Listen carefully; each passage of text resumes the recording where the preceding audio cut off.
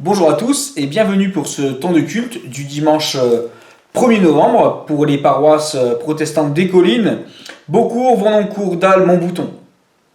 Voilà, c'est un plaisir de se retrouver même si c'est à distance. Je vous invite à prendre ce temps pour nous tourner vers Dieu, notre Créateur, et aussi notre Sauveur, celui duquel nous pouvons attendre la solution à tous nos problèmes, tous nos défis, toutes nos incertitudes. Voilà, il a tout entre ses mains et je crois que c'est lui qui est la solution numéro un à la crise et aux crises multiples que notre société et notre pays et notre monde traversent.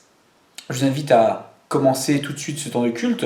Avant de commencer, j'aimerais dire qu'il y a possibilité, pendant le confinement, en tout cas tel que c'est dit pour le moment, de se réunir pour faire des cultes en ligne, pour élaborer des cultes en ligne. Donc on peut se réunir à plusieurs dans les lieux de culte pour, voilà, à plusieurs, préparer le culte en vidéo avant de le transmettre, avant de le partager.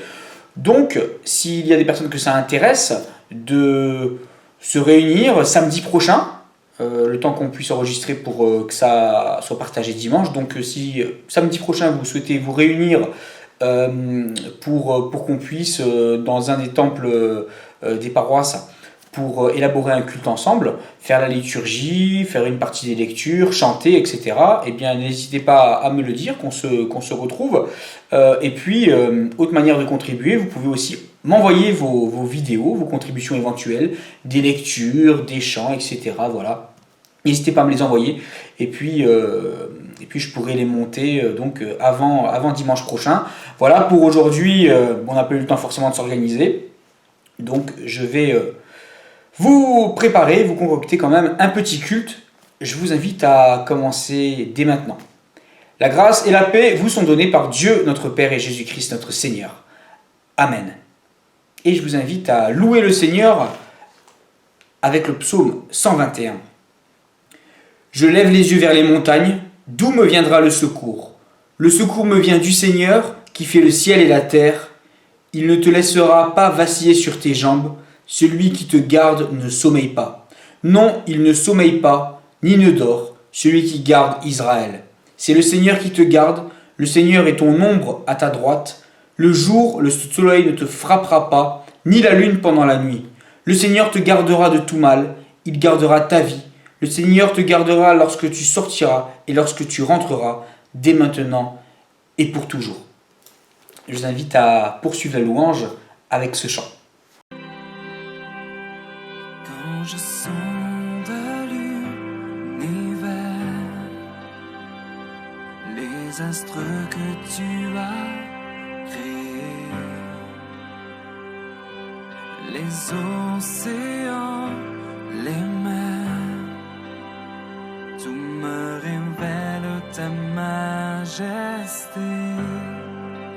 Alors mon âme veut s'écrier de tout mon cœur, je veux chanter.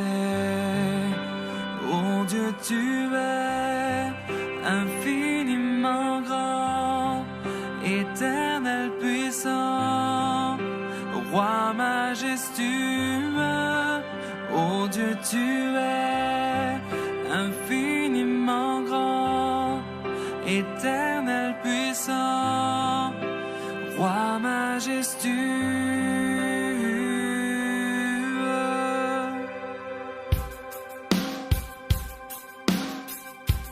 Quand je songe que tu m'as fait, que tu t'es révélé à moi, que pour moi tu as tout créé, tout me révèle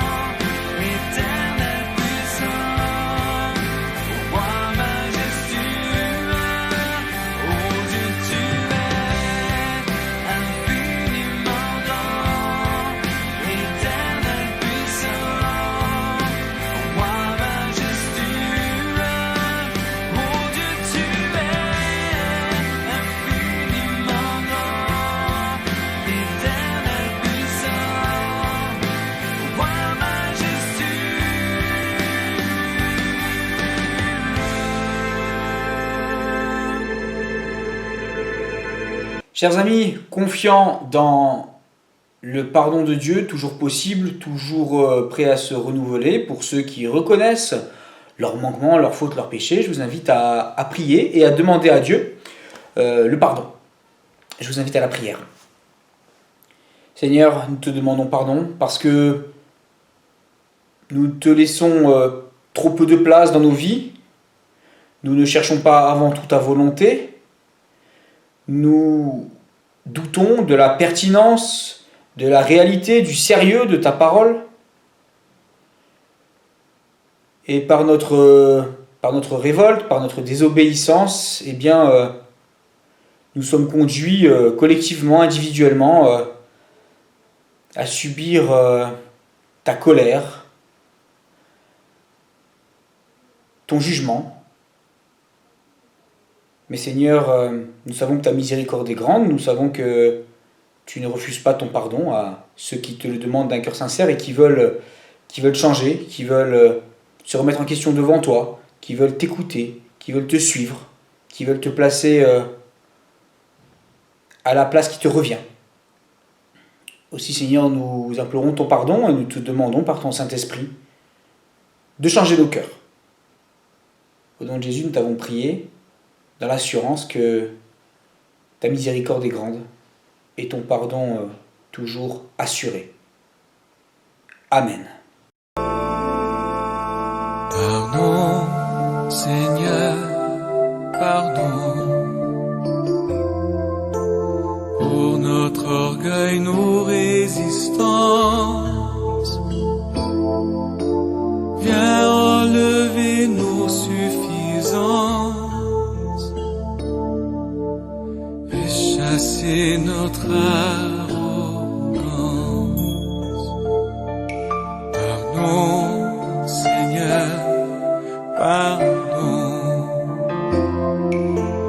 pour toutes nos pensées impures. Viens changer nos cœurs si durs, nos raisonnements obscurs. Oh, relève-nous, nous sommes tombés si bas. Oh, relève-nous par ta grâce et ton pardon. Aie pitié de nous, nous nous humilions devant toi. Pardon, Seigneur, pardon, pour tant de paroles mauvaises. Viens adoucir nos malheurs et que nos querelles s'arrêtent. Pardon, Seigneur, pardon, de toujours garder rancune. Viens changer notre amertume, transformer notre attitude. Oh, relève-nous, nous sommes tombés si bas. Oh, relève-nous par ta grâce et ton pardon. Aie pitié de nous, nous nous humilions devant toi. Oh, relève-nous, nous sommes tombés si bas. Oh, relève-nous par ta grâce et ton pardon. Aie pitié de nous, nous nous humilions devant toi.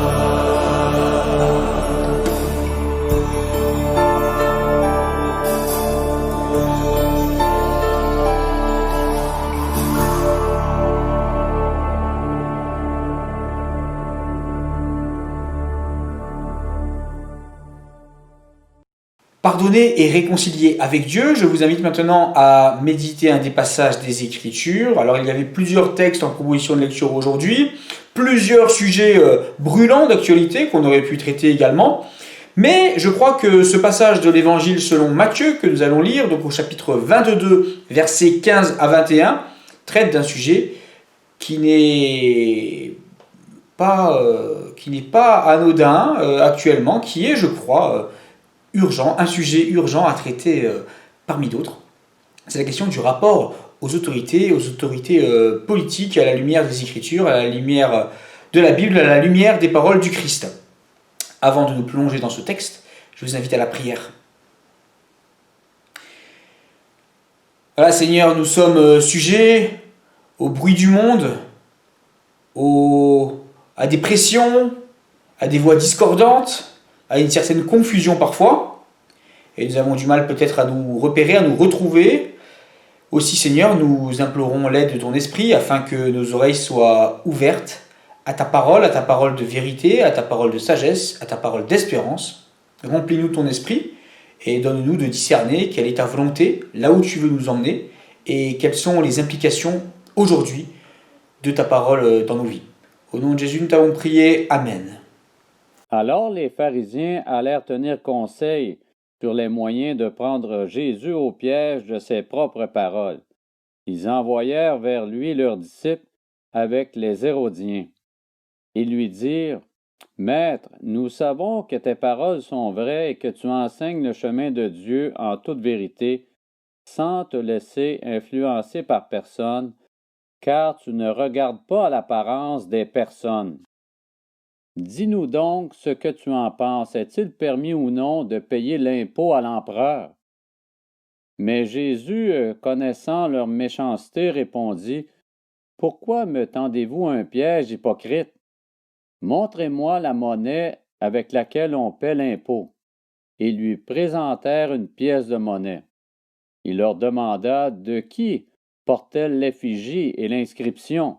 « De l'empereur, lui répondirent-ils.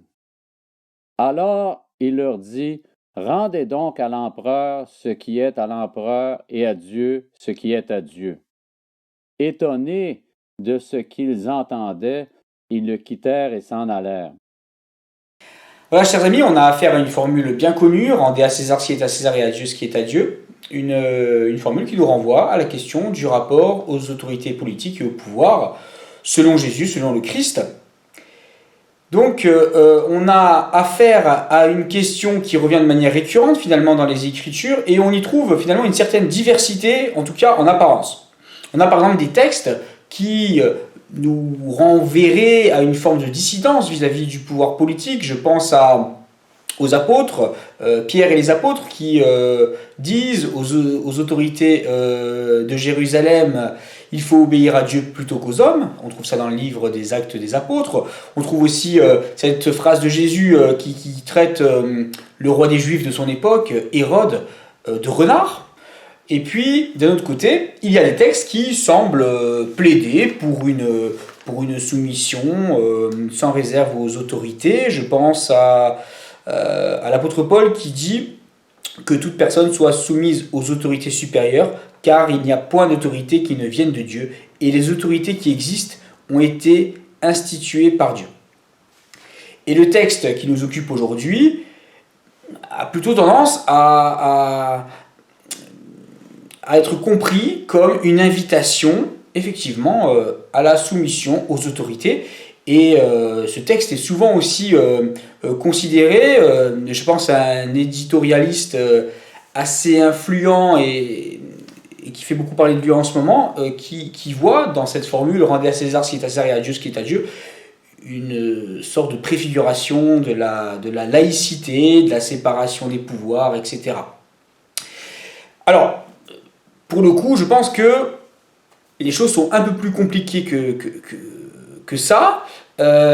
Et ce qu'il faut bien se rappeler, c'est que, évidemment, Jésus, au moment où il parle, même si il nous laisse finalement des grands principes sur le rapport aux autorités politiques et au pouvoir, eh bien, il parle dans un contexte qui est tout à fait différent. Il parle dans un contexte juif. Il parle à une époque où eh bien, il y avait des Juifs qui dirigeaient le pays, mais ils le faisaient sous influence, sous l'occupation, sous le pouvoir finalement des Romains et de l'Empire romain. Donc, voilà, un pouvoir qui était ambigu, qui avait ses bons et ses mauvais côtés, et l'impôt, donc qui est le sujet de la polémique avec les pharisiens et les hérodiens ici. L'impôt, c'est un peu le sujet comment dire, qui est central dans les tensions entre les Romains et les Juifs. Très souvent, régulièrement, il y avait des révoltes à cette époque autour de la question de l'impôt, parce que l'impôt, à l'époque, que percevaient les Romains de la part des Juifs, c'était ressenti comme un moyen d'oppression, et cet impôt pesait parfois lourdement sur la population juive. Donc régulièrement, il y avait des révoltes populaires. C'est vraiment une pierre d'achoppement, la question de l'impôt, et c'est pour ça qu'on pose cette question à Jésus. Est-il permis de payer l'impôt à César? Donc voilà, Jésus est dans un contexte bien particulier, c'est dans ce contexte bien particulier qu'il répond et qu'il lâche cette phrase « Rendez à César ce qui est à César et à Dieu ce qui est à Dieu ». Mais malgré tout, voilà, on va quand même essayer de percevoir ce que peut nous dire la réponse de Jésus, ce qui a finalement peut-être d'éternel et de permanent dans sa réponse, et à quoi ça peut nous interpeller, y compris aujourd'hui. La réponse de Jésus, finalement, elle a 3 objectifs. Le premier objectif, c'est de contourner le piège qui lui est tendu. En effet, les pharisiens et les hérodiens cherchent à le piéger, et le piège est le suivant, c'est que s'il dit qu'il est permis de payer l'impôt à César, il se met à dos tous les Juifs qui espèrent finalement un changement, qui voient en lui le Messie, un prophète, qui va finalement amener une nouvelle situation, amener une forme de retournement des choses. Parce que beaucoup de Juifs, effectivement, souffraient de la pression fiscale, on va dire, de l'Empire romain. Donc s'il dit qu'il est permis de payer l'impôt, il est quelque part discrédité vis-à-vis de tous ceux qui espèrent un autre monde. Et d'un autre côté, s'il répond qu'il n'est pas permis de payer l'impôt à César, eh bien, clairement, il est perçu comme un rebelle, comme un dissident, il se fait arrêter, et son cas est réglé sur le champ. Donc voilà, on essaie de le piéger, et donc, premier objectif de Jésus, c'est de contourner ce piège. Deuxième objectif de Jésus, c'est de confronter l'hypocrisie de ceux qui viennent le chercher et lui poser cette question. Pourquoi ? Parce que on voit bien que les pharisiens et les hérodiens ne viennent pas avec de bonnes intentions. Voilà, ils lui tirent un peu les pompes, ils lui disent « Oh, tu es quelqu'un de sage, tu ne tiens pas compte de l'opinion des hommes, etc. On aimerait bien savoir ce que tu en penses. » En réalité, ils sont là pour le piéger. Donc voilà, son but à Jésus, c'est de pointer leur hypocrisie et la feinte qui est la leur. Et enfin, troisième objectif de Jésus, c'est bien sûr quand même de répondre à cette question du rapport à l'autorité politique. Alors, que veut dire la réponse de Jésus ? Rendez à César ce qui est à César et à Dieu ce qui est à Dieu. Eh bien, cette réponse, elle vise déjà à contourner effectivement le piège. Et quelque part, ce que dit Jésus, en montrant une pièce de monnaie où il y a la tête de César, eh bien, c'est que le pouvoir de César, de toute façon, il est partout. Tout le monde se sert des pièces de monnaie ne serait-ce que pour acheter la nourriture. Donc, le système César est partout. Tout le monde a les 2 pieds dans le système. Donc, le fait de payer l'impôt quelque part, c'est finalement prendre en compte la réalité, c'est respecter la réalité, ni plus ni moins. Voilà, le geste de Jésus vise finalement à dire, voilà, il y a un système qui est là, on vous demande de donner une partie des pièces de monnaie où il y a la tête de César à César, pourquoi ne pas le faire ? Voilà, c'est le système, c'est comme ça, c'est la réalité telle qu'elle est. Voilà un peu, il me semble, la démarche de Jésus et ce qu'il veut dire. Voilà, payer l'impôt à César, finalement, c'est accepter le réel. Ensuite, il va effectivement pointer l'hypocrisie des pharisiens et des hérodiens par sa réponse. Pourquoi ? Parce que ce qu'il faut bien comprendre, c'est que les pharisiens et les hérodiens ce ne sont pas n'importe qui, ce sont eux-mêmes des gens qui ont part au pouvoir, ce sont des gens qui font partie du pouvoir. Or, le fait qu'il y ait la tête de César sur les pièces de monnaie, ça en dit long sur ce pouvoir. Pourquoi ? Parce que, et ça n'a pas bien changé, ce qu'il y a sur les pièces de monnaie, ou sur les billets aujourd'hui, ça dit finalement qu'est-ce qui est le plus important pour une société. Aujourd'hui, si on a des symboles de la République sur les pièces de monnaie et des grandes constructions humaines, des ponts, des arcs sur les billets, c'est pas anodin. Ça dit quelque part quelque chose de la société, de ce qui est le plus important. Donc ce que Jésus dénonce par son geste et par sa réponse, c'est que finalement, eh bien, les Hérodiens et les pharisiens qui prétendent être les garants de la tradition, qui prétendent défendre le peuple, en réalité, ils participent à un pouvoir qui fait que il y a des pièces, il y a des têtes de César sur les pièces de monnaie et sans doute des inscriptions à la gloire de César. Et donc ça montre bien que ce pouvoir, en fait, il est complètement centré sur César, que c'est César le plus important dans cette société et pour ce pouvoir-là. Donc, il dénonce leur hypocrisie, il leur dit, il sous-entend, vous participez vous-même à ce système qui conduit à ça. Et c'est d'autant plus problématique que dans la conception juive, là encore, ces images de César contreviennent au deuxième commandement. C'est d'ailleurs pour ça que on n'avait pas le droit à l'époque de rentrer dans le temple de Jérusalem avec des pièces de monnaie avec la tête de César. C'est pour ça qu'il y avait des changeurs de monnaie à l'entrée du temple. Donc c'est dire que ces gens qui prétendent être les garants de la tradition et qui en fait font partie du pouvoir et qui ont les pièces de monnaie avec la tête de César dessus, ils sont eux-mêmes très ambigus. Et leur but, c'est pas de servir les intérêts du peuple, c'est pas de chercher un conseil sincère auprès d'un prophète et d'un sage qui est Jésus, mais c'est en fait tout simplement d'éliminer un concurrent, garder leur pouvoir. Et voilà, donc ils pointent l'hypocrisie des pharisiens et des hérodiens dont les motifs ne sont pas purs. Et finalement, Jésus va quand même donner sa position par rapport à l'attitude à avoir par rapport aux autorités, par rapport à César. Il va donc, semble-t-il, dire et légitimer le paiement de l'impôt. Voilà, comme on l'a dit, ça fait partie de la réalité telle qu'elle est. Donc, voilà, effectivement, c'est sans doute légitime de payer l'impôt, de rendre une partie de ce qu'il y a à César, voilà. Mais, ce qui est intéressant, je pense, c'est la deuxième partie de sa réponse. Rendez à Dieu ce qui est à Dieu. Rendez à Dieu ce qui est à Dieu, qu'est-ce que ça veut dire ? Pour un juif, qu'est-ce qui est légitime de rendre à Dieu ? Eh bien sûr, tout est à rendre à Dieu, tout revient à Dieu. Je pense à ce passage du livre du Lévitique, où Dieu dit « C'est à moi que le pays appartient, et vous êtes chez moi comme des étrangers et des immigrés. » On pense à des psaumes qui disent que la terre appartient à Dieu. Tout appartient à Dieu. Dans la tête de Jésus, tout appartient à Dieu. Et donc, ce qu'il veut dire, me semble-t-il, c'est que, bien sûr, voilà, vous êtes dans un système. Jouez le jeu du système. Quelque part, vous n'avez pas le choix. Par contre, l'important, c'est de servir Dieu avant tout. C'est de penser à Dieu avant tout. C'est de tout remettre à Dieu avant tout. Je propose maintenant de nous risquer à une petite actualisation de ce que nous avons lu et de ce que nous pouvons entendre de la parole du Christ.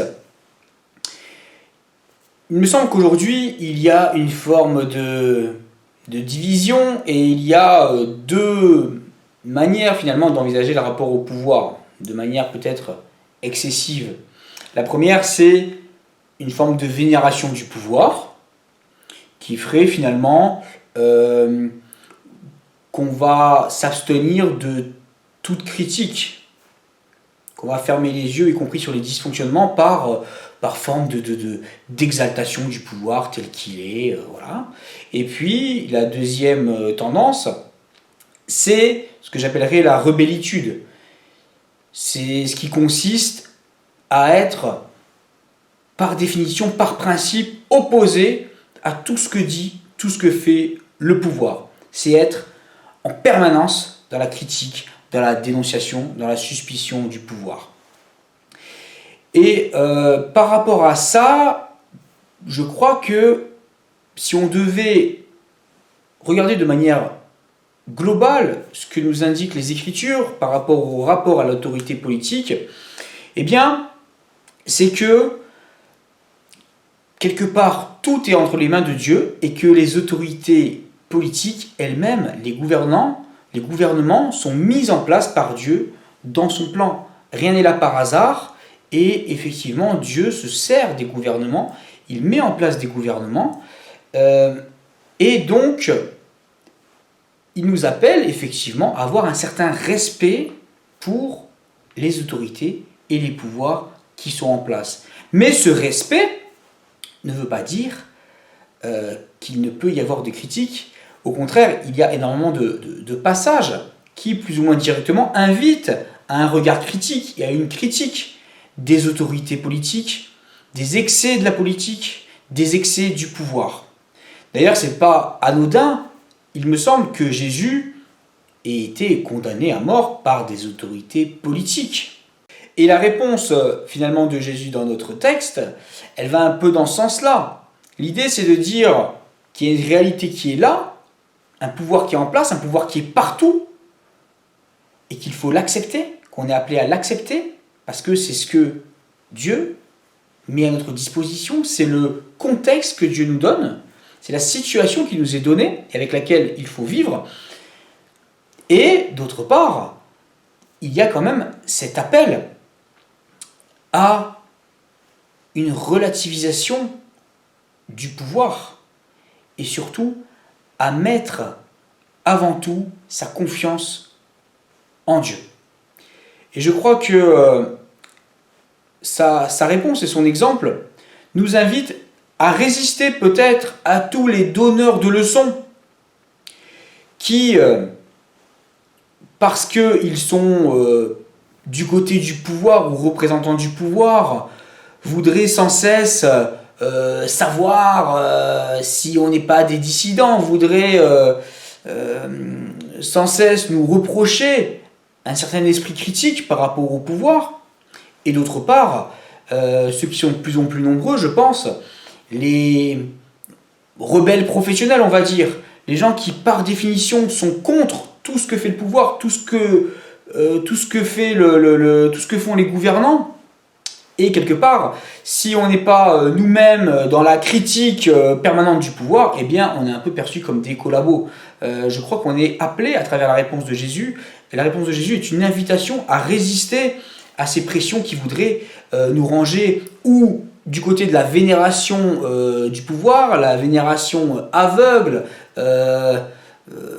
passive et pas lucide du pouvoir, et d'un autre côté, eh bien, le fait d'être dans la rébellion permanente. Surtout la réponse de Jésus, je crois, nous invite à considérer que le plus important, c'est la place que chacun nous donnons, nous offrons, nous rendons à Dieu. Jésus lui-même, en tant que Messie, en tant que personne qui apporte une nouvelle réalité, a bien sûr confronté le pouvoir de son temps, à plus d'un titre, mais il ne s'est jamais opposé frontalement à ce pouvoir-là. Même s'il pouvait espérer un autre pouvoir, même si il invitait son peuple à aspirer à une autre réalité, il n'a jamais confronté directement le pouvoir. Pourquoi ? Parce que le principal problème pour Jésus, ce n'est pas le pouvoir en place, c'est la place que chacun accorde à Dieu. C'est la place que nous offrons à Dieu. C'est la place que nous rendons à Dieu. C'est ce que nous rendons à Dieu. Rendez à Dieu ce qui est à Dieu, c'est-à-dire donnez tout à Dieu. Rendez tout à Dieu. Mettez d'abord votre confiance en Dieu. J'ai l'impression que dans notre pays, nous avons peut-être donné la place de Dieu à la politique. C'est-à-dire que la politique est devenue peut-être ce en quoi on se confie avant tout. Dès qu'il y a un événement, on attend avant tout la parole politique. Quand il y a un problème, on attend les solutions politiques. On a placé énormément sur le dos de la politique, sur le dos des politiques, sur le dos des autorités humaines. Est-ce qu'on n'attend pas un petit peu trop des autorités politiques et du pouvoir? Je crois que la tendance à la vénération du pouvoir, comme la tendance à la rebellitude, c'est finalement les deux faces d'une même pièce, celle d'une attente peut-être trop grande vis-à-vis des autorités humaines. Comme si le principal pouvoir, le principal problème qui était le nôtre en tant que société, c'était le pouvoir politique, c'était les autorités. Or, Jésus nous renvoie au fait que le principal problème, c'est le cœur de l'homme, c'est le cœur de chacun. Et que chacun est appelé à rendre à Dieu ce qui est à Dieu, c'est-à-dire tout. Ces dernières décennies, depuis peut-être 50 ans en France, je dirais, c'est pas avant tout sur notre système social qu'on s'est assis. C'est pas avant tout sur la liberté d'expression qu'on s'est assis. C'est pas avant tout sur la liberté qu'on s'est assis. C'est pas avant tout sur nos traditions qu'on s'est assis. Ce sur quoi on s'est avant tout assis, ou ce sur quoi on a cru s'asseoir, et on a cru qu'on pouvait s'asseoir, c'est sur Dieu, c'est sur la foi.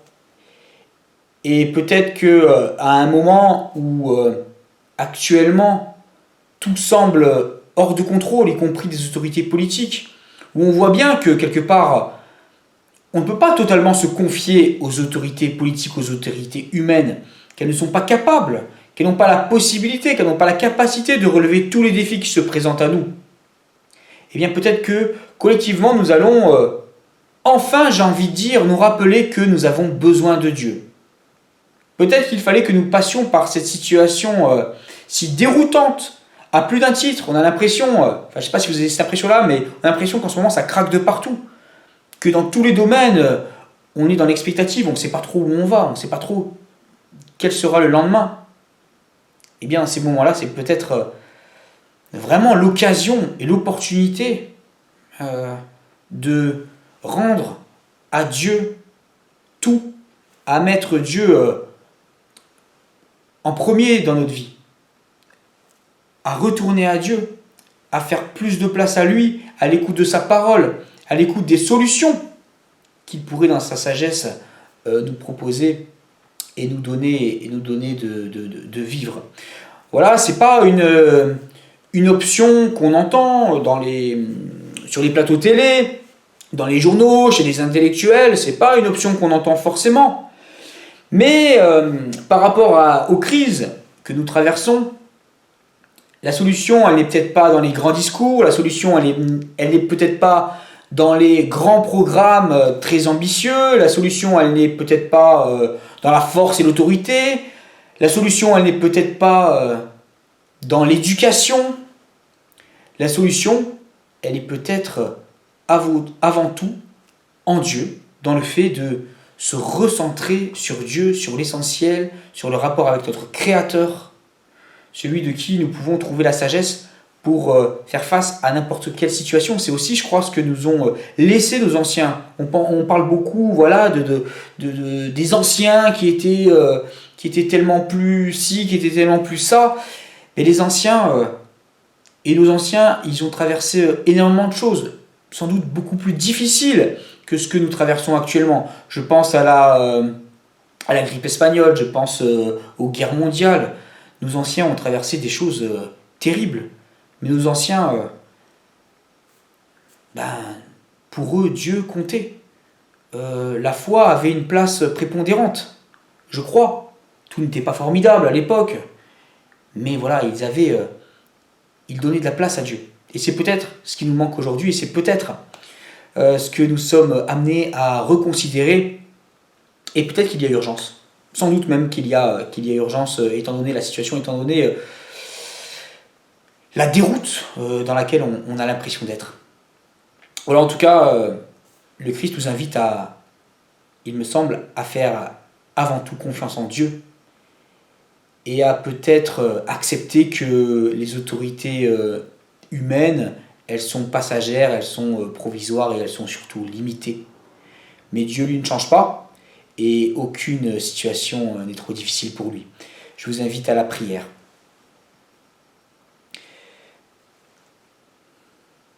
Voilà, Seigneur, tu connais parfaitement la situation que nous vivons. Tu connais parfaitement comment nous sommes arrivés à un tel niveau de crise, de désespoir, de questionnement. Mais Seigneur, nous savons que en toi il y a de l'espérance. Nous savons que à chaque moment de l'histoire, tu as ouvert une porte, qu'il y a toujours eu un lendemain. Aussi, Seigneur, en ces temps troubles, nous voulons placer notre confiance en toi.